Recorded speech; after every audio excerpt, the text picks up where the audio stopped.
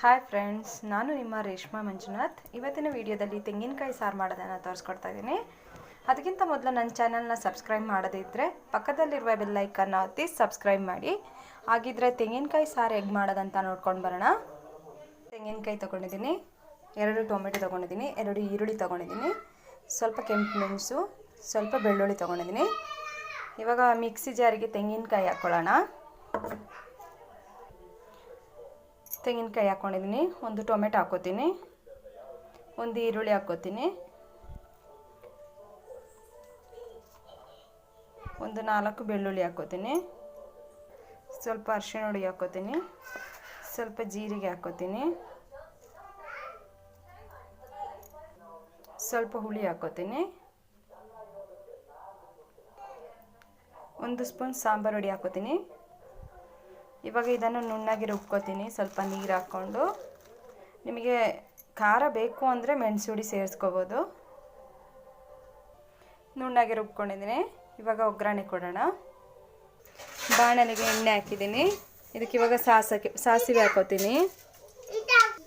ಸಾಸಿವೆ ಸಿಡಿತಿದೆ. ಇವಾಗ ಬೆಳ್ಳುಳ್ಳಿ ಹಾಕೊಳ್ಳೋಣ. ಈರುಳ್ಳಿ ಹಾಕೋತೀನಿ. ಈರುಳ್ಳಿ ಮತ್ತು ಕೆಂಪು ಮೆಣಸು ಹಾಕೋತೀನಿ.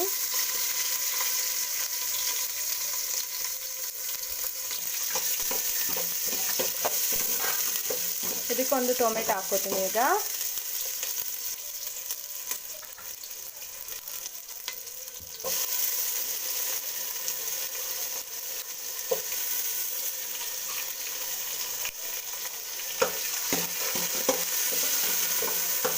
ಟೊಮೆಟೊ ಸಾಫ್ಟ್ ಆಗಬೇಕು, ಚೆನ್ನಾಗಿ ಬೇಯಬೇಕು. ಚೂರು ಉಪ್ಪು ಹಾಕ್ಕೋತೀನಿ ಟೊಮೆಟೊ ಬೇಯುವಾಗ.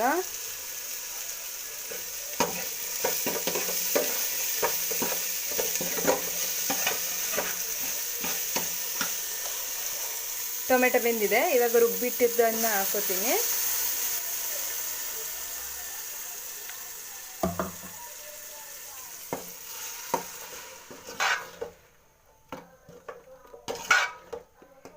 ಎಣ್ಣೆಲೆ ಸ್ವಲ್ಪ ಹೊತ್ತು ಬಿಸಿ ಮಾಡ್ಕೋತೀನಿ.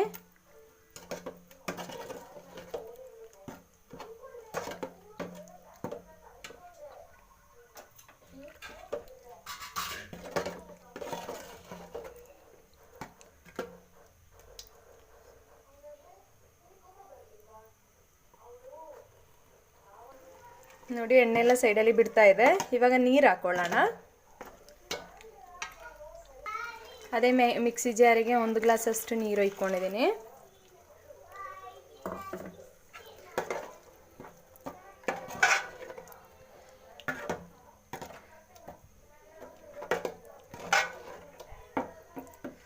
ಇನ್ನು ಚೂರು ನೀರು ಹಾಕೊಳ್ಳೋಣ.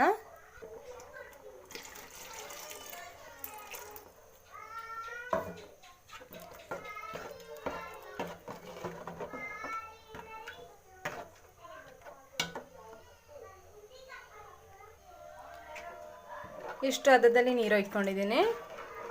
ಇವಾಗ ಇದಕ್ಕೆ ಉಪ್ಪು ಹಾಕ್ಕೊಳ್ಳೋಣ.